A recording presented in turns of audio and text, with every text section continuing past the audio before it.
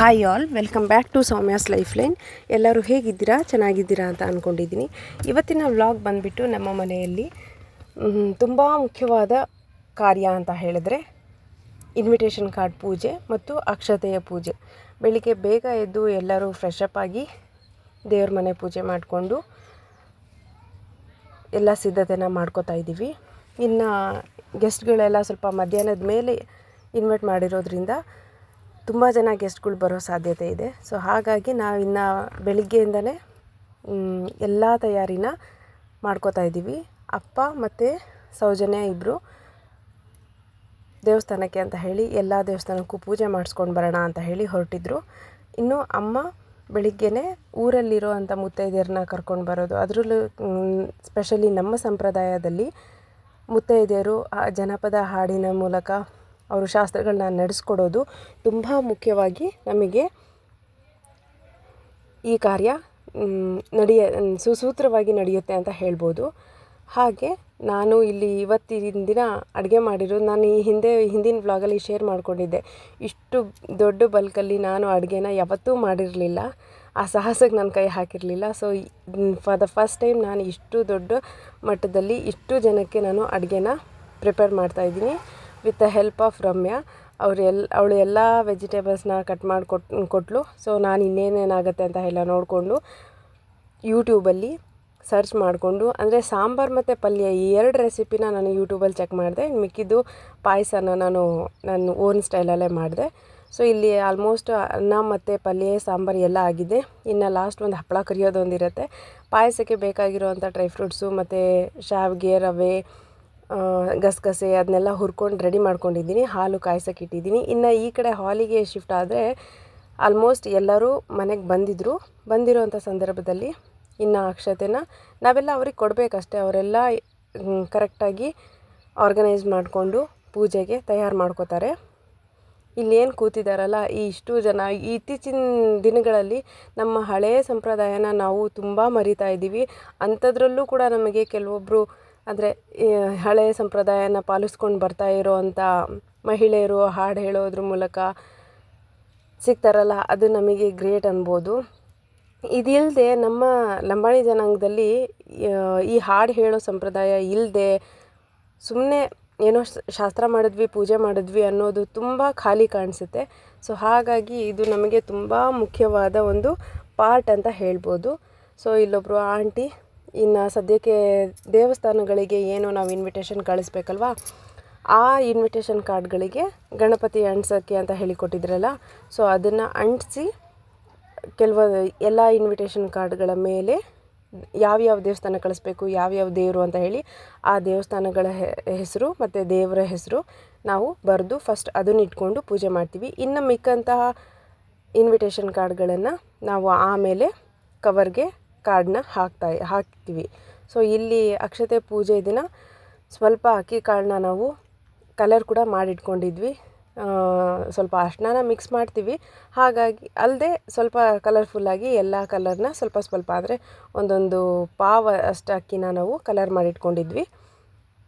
ಇಲ್ಲಿ ಸ್ಪೆಷಲ್ಲಾಗಿ ಪೂಜೆಗೆ ವೈಟ್ ಕಲರ್ ಅಕ್ಷತೆಯೇ ಫಸ್ಟು ಪೂಜೆ ಮಾಡಿ ಆಮೇಲೆ ಕಲರ್ ಹಚ್ಚಬೇಕು, ಆಮೇಲೆ ಮಿಕ್ಸ್ ಮಾಡೋಣ ಅಂತ ಹೇಳಿ ಸುಮ್ಮನಾಗಿದ್ವಿ. ಸೊ ಇಲ್ಲಿ ಪೂಜೆಗೆಲ್ಲ ರೆಡಿಯಾಗಿದೆ, ಅಡುಗೆ ಕೂಡ ಆಲ್ಮೋಸ್ಟ್ ರೆಡಿಯಾಗಿದೆ. ಟೈಮ್ ಸುಮಾರು ಸಂಜೆ 4-4:15 ಆಗಿತ್ತು. ಸ್ವಲ್ಪ ಬೇಗನೆ ಪೂಜೆ ಶಾಸ್ತ್ರ ಎಲ್ಲ ಮುಗಿಸಿದ್ರೆ ಅವ್ರುಗಳು ಕೂಡ ಇನ್ನು ಮುತ್ತೈದೆಯರನ್ನ ನಾವು ಊರಿಂದ ಕರ್ಕೊಬಂದಿದ್ವಲ್ಲ ಅವ್ರನ್ನೂ ಕೂಡ ರಿಟರ್ನ್ ಬೇಗ ಡ್ರಾಪ್ ಮಾಡ್ಬೋದು. ಇನ್ನು ಹಳ್ಳಿ ಜನದ ಸಂಪ್ರದಾಯ ಬೇಗ ಊಟ ಮಾಡ್ತಾರೆ, ಬೇಗ ಮಲಗ್ತಾರೆ, ನಮ್ಮ ಥರ ಅಲ್ವಲ್ಲ. ಸೊ ನಾವಂತೂ ಎಷ್ಟೇ ಲೇಟ್ ಆದರೂ ನಮಗೆ ಅದು ಕೇರೇ ಇರಲ್ಲ, ಬೆಳಿಗ್ಗೆ ಏಳೋಣ ಮಾಡೋಣ ಅನ್ನೋದಿರುತ್ತೆ. ಸೊ ಅವ್ರನ್ನ ನಾವು ಎಷ್ಟು ರೆಸ್ಪೆಕ್ಟಿವ್ ಆಗಿ ಕರ್ಕೊಂಬಂದಿರ್ತೀವಲ್ಲ ಅಷ್ಟೇ ರೆಸ್ಪೆಕ್ಟಿವ್ ಆಗಿ ಅವ್ರನ್ನ ರಿಟರ್ನ್ ಮಾಡೋದು ಕೂಡ ನಮ್ಮಲ್ಲಿ ಸ್ವಲ್ಪ ಒಳ್ಳೆ ಬಿಹೇವಿಯರ್ ಅಂತ ಅನಿಸುತ್ತೆ. ಸೊ ಇಲ್ಲಿ ಪೂಜೆಗೆಲ್ಲ ತಯಾರಿಯಾಗಿದೆ. ಇನ್ನು ಮದುಮಗಳು ಸೌಜನ್ಯ ಎಲ್ಲದನ್ನು ಕೂಡ ರೆಡಿ ಮಾಡ್ಕೊಂಡಿದ್ದಾಳೆ. ಇನ್ನು ಅವಳು ಬಂದು ಪೂಜೆ ಮಾಡೋದೊಂದೇ ಬಾಕಿ ಇದೆ. ಅವಳು ಪೂಜೆ ಮಾಡಿದ್ಮೇಲೆ ಮತ್ತೆ ಇರುತ್ತಲ್ಲ 5 ಮುತ್ತೈದೆಯರು ಬಂದು ಪೂಜೆ ಮಾಡೋದು. ಆಮೇಲೆ ಪೂಜೆಗೆ ಬಂದಂತಹವರು ಎಲ್ಲರೂ ಒಳ್ಳೆ ಮನಸ್ಸಿಂದ, ಶುದ್ಧವಾದ ಮನಸ್ಸಿಂದ ಪೂಜೆನ ಸುಸೂತ್ರವಾಗಿ ನಡೆಸ್ಕೊಟ್ರು. ಅದಂತೂ ನಂಗೆ ತುಂಬ ಖುಷಿ ಆಯಿತು. ತುಂಬ ಭಯ ಇತ್ತು ನಮ್ಮಲ್ಲಿ. ಅಂದರೆ ನಾನಾಗಲಿ ರಮ್ಯಾ ಆಗಲಿ ನನ್ನ ಮದುವೆಯಲ್ಲಿ ಎಲ್ಲ ಶಾಸ್ತ್ರಗಳಾಗಿತ್ತು. ನಾವೇ ನಿಂತ್ಕೊಂಡು ಈ ಪೂಜೆಗಳನ್ನ ಇಷ್ಟು ಇದರಲ್ಲಿ ಮಾಡಿರಲಿಲ್ಲ ಯಾವತ್ತು. ಅಂದರೆ ಆ ಹೇಳ್ಕೊಡೋಕ್ಕೆ ಅಮ್ಮನೂ ಕೂಡ ಇರಲಿಲ್ವಲ್ಲ, ಅಮ್ಮನೂ ಕೂಡ ದೇವಸ್ಥಾನಕ್ಕೆ ಅಂತ ಹೋಗ್ಬಿಟ್ರು. ಊರಲ್ಲಿ ದೇವಸ್ಥಾನಗಳಿಗೆ ಪೂಜೆ ಮಾಡಿಸಿ ಅವ್ರನ್ನೆಲ್ಲ ಕರ್ಕೊಂಬರೋಕ್ಕೆ ಅಂತ ಹೋಗ್ಬಿಟ್ಲು. ಇನ್ನು ನಮ್ಮ ಸಣ್ಣ ಪುಟಾಣಿಗಳನ್ನ ನಾವು ಮಲಗಿಸಿ ಆರಾಮಾಗಿ ನಾನು ರಮ್ಯಾ ಪೂಜೆ ಮಾಡೋ ಅಷ್ಟೊತ್ತಿಗೆ ಎಲ್ಲ ಅಡುಗೆ ಕಾರ್ಯಗಳನ್ನ ಮಾಡಿಸ್ಕೊಂಡು ಮನೇಲಿ ಪೂಜೆ ಗಿಜೆ ಎಲ್ಲ ಮಾಡಿಕೊಂಡು ನಮ್ಮಲ್ಲಿ ಒಂದು ಸಣ್ಣ ಭಯ ಇತ್ತು. ಸೊ ಅಷ್ಟು ಸ್ವಲ್ಪ ಭಯ ಪಟ್ಕೊಂಡು ಮಾಡಿದ್ರೂ ಕೂಡ ಪೂಜೆ ಮಾತ್ರ ತುಂಬ ಸುಸೂತ್ರವಾಗಿ ನಡೀತು. ಎಲ್ಲರೂ ಖುಷಿಪಟ್ಟರು. ಅಡುಗೆ ಬಗ್ಗೆ ಎಲ್ಲರೂ ಒಳ್ಳೆ ಮಾತುಗಳನ್ನೇ ಹೇಳಿದ್ರು ಅಲ್ವಾ. ಬರೋರಿಗೆ ಒಂದು ಒಳ್ಳೆ ಕ್ವಾಲಿಟಿ ಮತ್ತು ಕ್ವಾಂಟಿಟಿ ಊಟ ಕೊಟ್ಟರೆ ಅವ್ರಿಗೆ ಅಷ್ಟೇ ಸಾಕು. ಒಂದು ಒಳ್ಳೆ ಮಾತುಗಳನ್ನ ಕೇಳಿಸ್ಕೊಂಡಾಗ ನಮಗೂ ಇಷ್ಟು ಭಯಪಟ್ಟು ಇಷ್ಟೊಂದು ಪ್ರೀತಿಯಿಂದ ಮಾಡಿರೋರ್ಗೂ ಒಂದು ಒಳ್ಳೆ ಭಾವನೆ ಕೂಡ ಮೂಡುತ್ತೆ ಅಂತ ಹೇಳ್ಬೋದು. ಸೊ ಇಲ್ಲಿ ಪೂಜೆಗೆ ಕೂತಿರೋಂತಹ ಮುತ್ತೈದೆಯರಿಗೆ ಮಡ್ಲಕ್ಕಿ ಕೊಡ್ತೀವಲ್ವ, ಅದನ್ನು ಕೂಡ ಸೌಜನ್ಯ ರೆಡಿ ಮಾಡ್ಕೊತಾ ಇದ್ದಾಳೆ. ಸೊ ಏನು ಮಿಸ್ ಆಗಿದೆ ಏನು ಮಿಸ್ ಆಗಿಲ್ಲ, ಪೂಜೆಗಿಂತ ಮುಂಚೆನೇ ಅದನ್ನು ರೆಡಿ ಮಾಡ್ಕೋತಾ ಇದ್ದಾರೆ. ಯಾವುದು ಮಿಸ್ ಮಾಡೋಕ್ಕೆ ಕೊಡೋದಿಲ್ಲ. ಎಸ್ಪೆಷಲಿ ಹಿರಿಯರು ಕೂತಿರ್ತಾರಲ್ಲ ಅವರಿಗೆ ಎಲ್ಲದು ಗೊತ್ತಿರುತ್ತೆ. ಯಾವುದರಲ್ಲಿ ಏನೇ ಸ್ಟಾರ್ಟ್ ಮಾಡಿದ್ರು ಕೂಡ ಒಂದು ಕೂಡ ತಪ್ಪಾಗಬಾರ್ದು, ತಪ್ಪಾಗೋಕ್ಕೂ ಅವ್ರು ಬಿಡೋದಿಲ್ಲ. ಆ ಥರ ಪೂಜೆನ ನಡೆಸ್ಕೊಟ್ರು. ತುಂಬ ಖುಷಿಯಾಯಿತು. ಸ್ಪೆಷಲಿ ನಮ್ಮ ತಂದೆಗೆ ಈ ಕಾರ್ಯಗಳಲ್ಲಿ ಇವ್ರನ್ನ ಈ ಮುತ್ತೈದೆಯರು ಏನು ಬಂದಿದ್ದಾರಲ್ಲ ಊರಿಂದ, ಅಂದರೆ ಹಾಡು ಹೇಳುವಂಥ ಮುತ್ತೈದೆಯರು, ಸೊ ಅವರ ಇಲ್ಲಿ ಪ್ರೆಸೆನ್ಸು ತುಂಬಾ ಇಂಪಾರ್ಟೆನ್ಸ್ ಇರುತ್ತೆ. ಅವ್ರು ಹಾಡುವಂಥ ಹಾಡುಗಳು ಹಾಗೆ ಕಣ್ಣಲ್ಲಿ ನೀರು ಬರುತ್ತೆ ರೀ. ಯಾಕೆಂದರೆ ಒಂದು ಹೆಣ್ಣು ತಾನು ಹುಟ್ಟಿ ಬೆಳೆದಂಥ ಮನೇನ ಕೊನೆಗೆ ಇದು ನನ್ನ ಮನೆ ಅಲ್ಲ, ನಾನು ಇನ್ನೊಂದು ಮನೆಗೆ ಹೋಗಲೇಬೇಕು, ಸೇರಲೇಬೇಕು, ನಾನು ಅಲ್ಲಿ ಹೋಗಿ ಹೊಸ ಸಂಸಾರನ ಸ್ಟಾರ್ಟ್ ಮಾಡಬೇಕು ಅನ್ನೋ ಥರ ಪದಗಳಲ್ಲಿ ನಾನು ಏನು 2 ಲೈನಲ್ಲಿ ಹೇಳಿದ್ನಲ್ಲ, ಅವ್ರು ಬೇಕಿದ್ರೆ 2, 3, 4 ಗಂಟೆಗಳ ಕಾಲ ಕಂಟಿನ್ಯೂಸ್ ಆಗಿ ಹಾಡು ಹೇಳೋ ಅಂಥ ಟ್ಯಾಲೆಂಟು ಅವರಲ್ಲಿದೆ. ಜೊತೆಗೆ ತಂದೆ ತಾಯಿರು ಏನು ಪೂಜೆ ಮಾಡೋಕ್ಕೆ ಬಂದಿರ್ತಾರಲ್ಲ ಅವ್ರಿಗೂ ಸೇರಿಸಿ ಹೇಳ್ತಿರ್ತಾರೆ, ನೀನು ಹೆಣ್ಣನ್ನು ಹೆತ್ತೆ, ನೀನು ಅವ್ರನ್ನ ಸಾಕಿ ಸಲಹಿದೆ, ವಿದ್ಯಾಭ್ಯಾಸ ಕೊಟ್ಟೆ, ಒಳ್ಳೆತನನ ಕೊಟ್ಟೆ, ಈಗ ಮದುವೆ ಮಾಡಿಕೊಡ್ತಿದ್ಯಾ, ಅದು ನಿನ್ನ ಕರ್ತವ್ಯ, ಇದೇ ನಿನ್ನ ಜೀವನ, ಕನ್ಯಾದಾನ ಅನ್ನೋ ಒಂದು ಪದಗಳನ್ನ ಅವ್ರು ಹೇಳ್ತಿರ್ತಾರಲ್ಲ. ಕೆಲವೊಂದು ಟ್ರಿಕ್ಕಿ ಇರುತ್ತೆ, ಅರ್ಥ ಮಾಡ್ಕೊಳಕ್ಕಾಗಲ್ಲ. ಆದರೆ ಇನ್ನು ಕೆಲವೊಂದು ಬೇಗ ಅರ್ಥ ಆಗುತ್ತೆ. ಸೊ ಅದನ್ನು ಕಂಟಿನ್ಯೂಸ್ ಆಗಿ ಹೇಳ್ತಿರ್ತೀವಿ, ಆಡು ಭಾಷೆಯಲ್ಲಿ ಮಾತಾಡ್ತಾ ಅದನ್ನು ಕೇಳಿಸ್ಕೊತಾ ಇರ್ತೀವಲ್ಲ, ಅದು ಬೇಗ ಅರ್ಥ ಆಗುತ್ತೆ. ಇನ್ನು ಕೆಲವೊಂದು ತುಂಬ ಕಷ್ಟ ಇರುತ್ತೆ. ಆದರೆ ಆ ಪದಗಳನ್ನ, ಆ ಸಾಲುಗಳನ್ನ ಕೇಳ್ತಾ ಕೇಳ್ತಾ ಕಣ್ಣಲ್ಲಿ ನೀರು ಮಾತ್ರ ಹಾಗೇ ಬಂದುಬಿಡುತ್ತೆ. ಎಷ್ಟೇ ಕಂಟ್ರೋಲ್ ಮಾಡ್ಕೋತೀವಿ, ನನಗೆ ಮದುವೆ ಆಗೋಕ್ಕೆ ಎಷ್ಟೇ ಖುಷಿಯಲ್ಲಿದ್ದರೂ ಕೂಡ ಈ ಹಾಡುಗಳು ತಾನಾಗೇ ಕಣ್ಣಲ್ಲಿ ನೀರು ಸುರಿಸುತ್ತೆ. ಆ ಥರ ಇರುತ್ತೆ. ಇನ್ನು ಇಲ್ಲಿ ಸೌಜನ್ಯ ಪೂಜೆನ ಮುಗಿಸಿದ್ಲು. ಅವಳು ನೆಕ್ಸ್ಟು ಇನ್ನು ಮುತ್ತೈದೆಯರು ಕೂಡ ಪೂಜೆನ ಮಾಡ್ತಾರೆ. ಇಲ್ಲಿ ಮುಖ್ಯವಾಗಿ ಪೂಜೆ ಅನ್ನೋದಕ್ಕಿಂತ ಅವರ ಹಾಡುಗಳೇನಿರುತ್ತಲ್ಲ ಅದು ನಮಗೆ ತುಂಬ ಇಂಪಾರ್ಟೆಂಟ್. ಸೊ ಇಲ್ಲಿ ಪೂಜೆ ಮಾಡಿ ಮುಗಿಸಿದ ಮೇಲೆ ಎಲ್ಲರೂ ಕರೀತಾ ಇದ್ದಾರೆ, ನೆಕ್ಸ್ಟ್ ತಾಯಿ ಬರಲಿ. ಆಮೇಲೆ ನಮ್ಮ ಚಿಕ್ಕಮ್ಮನೂ ಕೂಡ ಇದ್ದರು. ಸೊ ಇಲ್ಲಿ ಹೊನ್ನಾಳಿಯಲ್ಲಿದ್ದಂಥ ಆಂಟಿಯರು ಅವರು ಎಲ್ಲ ಸೇರಿಕೊಂಡು ಪೂಜೆ ಮಾಡೋಣ ಅಂತ ಹೇಳಿ. ಇನ್ನು ನಮಗೆ ಕೆಲವೊಂದು ಗೆಸ್ಟ್ನ ನಾವು ಯಾರು ಕರೆದಿರಲಿಲ್ಲ, ಅಟ್ಲೀಸ್ಟ್ ಅವರು ಬಂದು ಜಾಯ್ನ್ ಆಗಲಿ ಅಂತ ಅವ್ರು ನೆನ್ಪು ಮಾಡಿಕೊಂಡು ಜೊತೆಗೆ ವಿಡಿಯೋ ಶೂಟ್ ಮಾಡ್ತಾ ನಾವು ಕೂಡ ಅವ್ರಿಗೆ ಫೋನ್ ಮಾಡ್ತಾಯಿದ್ವಿ. ಇವರ ನಮ್ಮ ಚಿಕ್ಕಮ್ಮ, ಅಮ್ಮ ಸ್ವಲ್ಪ ಬ್ಯುಸಿ ಇದ್ಲು. ಸೊ ಹಾಗಾಗಿ ನೆಕ್ಸ್ಟ್ ಅಮ್ಮ ಪೂಜೆ ಮಾಡಿದ್ರು. ಮದುವೆ ಹೆಣ್ಣು ಫಸ್ಟ್ ಪೂಜೆ ಮಾಡಿದ್ಮೇಲೆ ಎಲ್ಲರೂ ಬಂದು ಒಬ್ಬೊಬ್ಬರಾಗೆ ಪೂಜೆ ಮಾಡೋದು ಇಲ್ಲಿ ಶಾಸ್ತ್ರದ ಮುಖ್ಯ ಕಾರ್ಯ ಆಗಿರುತ್ತೆ. ಇನ್ನು ಇಲ್ಲಿ ಕಳಸ ಬೆಳಗಬೇಕಾದ್ರೆ ಆ ಮಣೆನ ಎತ್ಕೋತಾರೆ, ಇನ್ನು ಗಂಡನ ಹೆಸರು ಹೇಳು ಅಂತ ಹೇಳ್ತಾರೆ. ಆಲ್ಮೋಸ್ಟ್ ಮಗಳು ಅಳಿಯ ಅಂತ ಇರ್ತಾರಲ್ಲ, ಸೊ ಆ ಮನೆಯ ಮಗಳು ಅಳಿಯ ಅವ್ರಿಗೆ ಅದಿಷ್ಟು ಮಾಡಲ್ಲ. ಸೊ ಇನ್ನು ಬೇರೆ ಹೆಣ್ಮಕ್ಳು ಏನು ಬಂದಿರ್ತಾರಲ್ಲ ಅದೊಂಥರ ಖುಷಿ ವಾತಾವರಣನ ತರಿಸುತ್ತೆ. ಕೆಲವೊಬ್ಬರು ಅದೇನೋ ಒಡಕು ಅಂತ ಹೇಳ್ತಾರೆ, ಅದರಲ್ಲಿ ಹೇಳಬೇಕು ಅಂತ ತುಂಬ ಕಾಯ್ತಾರೆ. ಹೇಳಿಸ್ತಾರೆ ಕೂಡ. ಆಮೇಲೆ ನಾನು ಅಬ್ಸರ್ವ್ ಮಾಡಿದ್ದು ಸ್ಪೆಷಲಿ ಸೌಜನ್ಯನ ಈ ಪೂಜೆ ದಿನ ನಾನು ಅಬ್ಸರ್ವ್ ಮಾಡಿದ್ದು, ಅಲ್ಲಿ ಏನು ಕೂತಿದ್ದಾರಲ್ಲ ಅವರೆಲ್ಲ 1ನೇ ಕ್ಲಾಸು ಓದಿಲ್ಲ ರೀ. ಆದರೆ ಅವರ ಒಡಕುಗಳು ಕನ್ನಡ ಭಾಷೆಯಲ್ಲಿ ಸುಲಲಿತವಾಗಿ ಒಂದೊಂದು ಪ್ಯಾರಾಗ್ರಾಫ್ ಗಟ್ಟಲೆ ಹೇಳಿ ಅವರ ಗಂಡನ ಹೆಸರನ್ನ ಹೇಳ್ತಾರೆ. ಸಾಹಿತ್ಯ ಅನ್ನೋದೇ ಹಾಗೆ, ತುಂಬ ವಿದ್ಯಾವಂತರಿಗೂ ಒಲಿಯುತ್ತೆ, ವಿದ್ಯೆ ಇಲ್ಲದವರಿಗೂ ಒಲಿಯುತ್ತೆ. ಇದು ನನಗೆ ತುಂಬ ಇಷ್ಟ ಆಯಿತು. ನಾನಂತೂ ಸ್ಪೆಷಲಿ ಸೌಜಿಯ ಮದುವೆ ಕಾರ್ಯಕ್ರಮನ ಹಂತ ಹಂತವಾಗಿ ಎಲ್ಲದನ್ನು ಕೂಡ ಫೀಲ್ ಮಾಡಬೇಕು, ಎಲ್ಲದರಲ್ಲೂ ನನ್ನ ಪ್ರೆಸೆನ್ಸ್ ಇರಬೇಕು ಅಂತ ಹೇಳಿ ತುಂಬ ದಿನದಿಂದ ಕಾಯ್ತಾ ಇದ್ದೆ. ಆ ದಿನ ಬಂದೇ ಬಿಡ್ತು.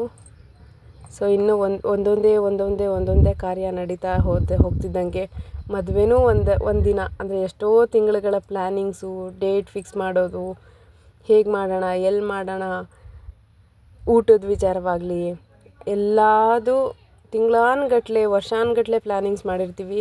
ಒಂದೇ ದಿನದಲ್ಲಿ ಮದುವೆ ಅನ್ನೋದು ಅದ್ಧೂರಿಯಾಗಿ ನಡೆದು ಹೋಗಿಬಿಡುತ್ತೆ. ಎಷ್ಟೋ ದೂರದಲ್ಲಿದ್ದಂತಹ ನೆಂಟರು ಬರ್ತಾರೆ, ಖುಷಿಯಾಗಿರ್ತಾರೆ. ಒಂದು 4-5 ದಿನ ಜೊತೆಗಿರ್ತೀವಿ, ಮಜಾ ಮಾಡ್ತೀವಿ. ದುಃಖದ ನಡುವೆಯೂ ಖುಷಿ ಅನ್ನೋ ದಿನಗಳನ್ನ ನೋಡ್ತೀವಿ. ಅದ್ರ ಮಧ್ಯೆ ಒಂದಿನ ಮದುವೆ ಮುಗಿದ ಮೇಲೆ ಎಲ್ಲರೂ ನಮ್ಮ ಸಾಮಾನ್ಯ ಜೀವನದ ಕಡೆಗೆ ಮತ್ತೆ ರಿಟರ್ನ್ ಆಗಿಬಿಡ್ತೀವಿ.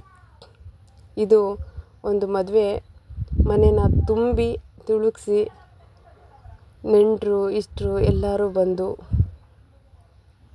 ಪ್ರೀತಿಯಿಂದ ಒಂದು ಕಾರ್ಯನ ನಡೆಸ್ಕೊಡ್ತಾರಲ್ಲ, ಅದಕ್ಕಿಂತ ಹೆಚ್ಚಿಂದು ಯಾವುದೂ ಅಲ್ಲ. ಕೇವಲ ಜನ ಇದ್ದರೂ ಕೂಡ ಮದುವೆ ನಡೆಯಲ್ಲ, ಬರೀ ದುಡ್ಡಿದೆ ನನ್ನ ಹತ್ರ ಇದು ಅಂದರೂ ಕೂಡ ಮದುವೆ ನಡೆಯಲ್ಲ. ಯಾವಾಗ ಎಲ್ಲ ಸಂಬಂಧಿಕರು ನಾವು ಕೂಡಿ ಮಾಡ್ತೀವಲ್ವ, ಆ ಮದುವೆ ಹೌದಪ್ಪ ಎಷ್ಟು ಗ್ರ್ಯಾಂಡಾಗಿ ಮಾಡಿದ್ವಿ, ಎಲ್ಲರೂ ಸೇರಿದ್ವಿ, ಎಲ್ಲರೂ ಕೂಡಿದ್ವಿ ಅನ್ನೋದು ನಮಗೆ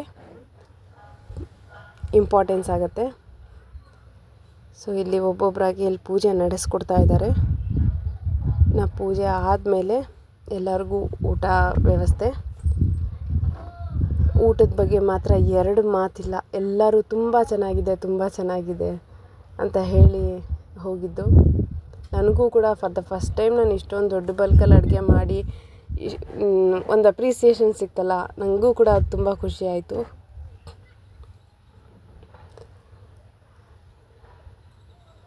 ಇಲ್ಲಿ ನಾನು ಶೂಟ್ ಮಾಡ್ತಾಯಿದ್ದೆ. ನೆಕ್ಸ್ಟ್ ನೀನು ಬಾರಮ್ಮ ಪೂಜೆಗೆ ಅಂತ ಹೇಳ್ತಾಯಿದ್ರು.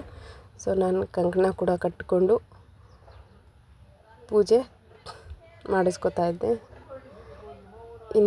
ಇನ್ನೊಂದು 2-3 ದಿನ ಬಿಟ್ಟು ನಮ್ಮ ಮನೆಯಲ್ಲಿ ಬಳೆ ಶಾಸ್ತ್ರ, ಅರಿಶಿನ ಶಾಸ್ತ್ರ, ಮೆಹಂದಿ ಶಾಸ್ತ್ರ ಕೂಡ ಇದೆ. ಸಮಯ ತುಂಬಾ ಕಮ್ಮಿ ಇದೆ. ಹಾಗಾಗಿ ಬಳೆ ಶಾಸ್ತ್ರ, ಮೆಹಂದಿ ಶಾಸ್ತ್ರ ಮತ್ತು ಎಲ್ಲ ಶಾಸ್ತ್ರಗಳನ್ನು ನಾವು ಒಂದೇ ದಿನ ಇಟ್ಕೊಂಡಿದ್ದೀವಿ. ಅಂದರೆ ಬರುವಂಥ ಗೆಸ್ಟು ಪದೇ ಕರೆದ್ರೆ ಒಂದಿನ ಒಬ್ಬರು ಪ್ರೆಸೆಂಟ್ ಇರ್ತಾರೆ, ಇನ್ನೊಂದು ದಿನ ಅಬ್ಸೆಂಟ್ ಇರ್ತಾರೆ. ಹಾಗೆ ಅವತ್ತಿನ ದಿನ ನಮ್ಮ ಮನೆಯಲ್ಲಿ ಚಪ್ಪರದ ಪೂಜೆ ಶಾಸ್ತ್ರ ಕೂಡ ನಡೆಯುತ್ತೆ. ಅಂದರೆ ಹೇಗೋ ಊರಿನ ಹಿರಿಯರು ಅದಕ್ಕೆ ಪ್ರೆಸೆಂಟ್ ಇರಲೇಬೇಕು. ಹಾಗಾಗಿ ಒಂದೇ ದಿನ ಎಲ್ಲರೂ ಬರ್ತಾರಲ್ವ, ಎಲ್ಲ ಮುಗಿಸ್ಕೊಳ್ಳೋಣ, ಮತ್ತು 1-2 ದಿನ ಫ್ರೀ ಬಿಟ್ಟರೆ ಇನ್ನು ನಾವು ಊರಿಗೆ ಹೋಗಿ ಎಲ್ಲ ದೇವಸ್ಥಾನಕ್ಕೂ ಮದುವೆ ಮಗಳನ್ನ ಕರ್ಕೊಂಡು ಪೂಜೆ ಮಾಡಿಸ್ಕೊಂಡು, ಇನ್ನೊಂದು ನಮ್ಮ ಸಂಪ್ರದಾಯದಲ್ಲಿ 5 ಅರಿಶಿನ ಶಾಸ್ತ್ರ ಇರುತ್ತೆ. ಅಂದರೆ ಮದುಮಕ್ಕಳಿಗೆ ಅವ್ರವ್ರ ಮನೆಯಲ್ಲಿ ಅರಿಶಿನ ಶಾಸ್ತ್ರ 4 ಅರಿಶಿನ ಶಾಸ್ತ್ರನ ನಾವು ನಮ್ಮ ಮನೆಗಳಲ್ಲಿ ಮಾಡಿಸ್ಕೋತೀವಿ. ಯಾರಾದರೂ ರಿಲೇಟಿವ್ಸು ಕರೆದಾಗ ಅವ್ರ ಮನೆಗೂ ಕೂಡ ಹೋಗಿ ಅರಿಶಿನ ಶಾಸ್ತ್ರ ಮುಗಿಸ್ಕೊಂಬರೋ ಅಂಥದ್ದಿರುತ್ತೆ. 5ನೇ ಅರಿಶಿನ ಶಾಸ್ತ್ರ ಏನಿರುತ್ತಲ್ವ, ಅದು ಛತ್ರದಲ್ಲೇ ಆಗುತ್ತೆ. ಛತ್ರದಲ್ಲಿ ಮನೆ ಮುಂದಾದರೆ ಮನೆ ಮುಂದೆ. ಸೊ ಟೋಟಲಾಗಿ 4 ಶಾಸ್ತ್ರ ಮನೆಯಲ್ಲಿರುತ್ತೆ. ಇನ್ನು 5ನೇ ಶಾಸ್ತ್ರ ಮಾತ್ರ ಮದುಮಕ್ಕಳನ್ನ ನಾವು ಮದುವೆ ಮನೆಯಲ್ಲಿ ಅಂದರೆ ಛತ್ರದಲ್ಲಿ ನೆರವೇರಿಸೋ ಅಂಥದ್ದಾಗಿರುತ್ತೆ. ಸೊ ಅದನ್ನು ಕೂಡ ನಾವು ಬೇಗ ಮುಗಿಸ್ಕೋಬೇಕು. ಇನ್ನು ನಮ್ಮ ಸಂಪ್ರದಾಯದಲ್ಲಿ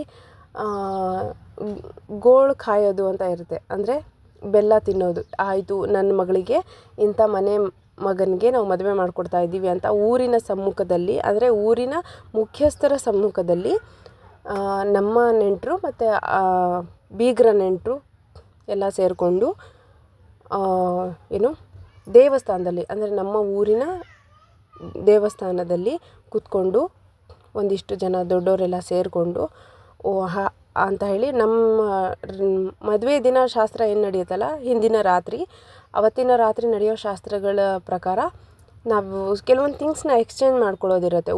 ಊರಿನ ಹಿರಿಯ ಮುಖಂಡರು ನಮಗೆ ಈ ಶಾಸ್ತ್ರಗಳನ್ನ ನೀವು ನೆರೆಸ್ಬೇಕು, ಈ ವಸ್ತುಗಳನ್ನ ಇಟ್ಕೊಂಡು ಅಂತ ಹೇಳಿ ಒಂದಿಷ್ಟು ಐಟಮ್ಸ್ ಇರುತ್ತೆ. ನಾನು ಆ ಶಾಸ್ತ್ರದಲ್ಲಿ ಏನಿರುತ್ತಲ್ಲ ಆ ಟೈಮಲ್ಲಿ ಅದನ್ನೆಲ್ಲ ನೀಟಾಗಿ ಎಕ್ಸ್ಪ್ಲೇನ್ ಮಾಡ್ತೀನಿ.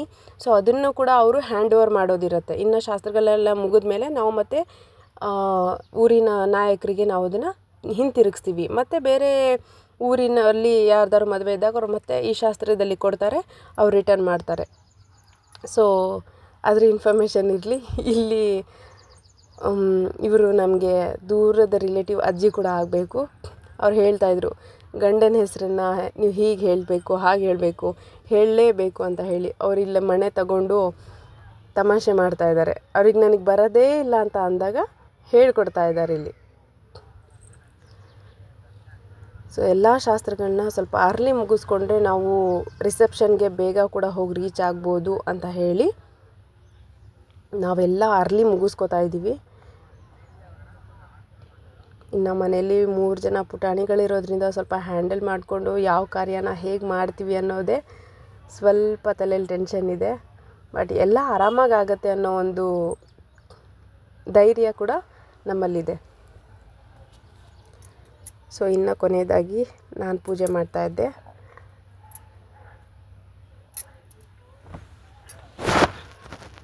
ಮೊದಲು ಮಾಂಗಲ್ಯ ಸರಕ್ಕೆ ಅರಿಶಿನ ಕುಂಕುಮ ಹಚ್ಕೊಂಡು ನಾನಿಲ್ಲಿ ಪೂಜೆ ಕೊಡ್ತಾಯಿದ್ದೀನಿ. ಸೊ ಇದಾಗಿತ್ತು ಇವತ್ತಿನ vlog. Please subscribe the channel.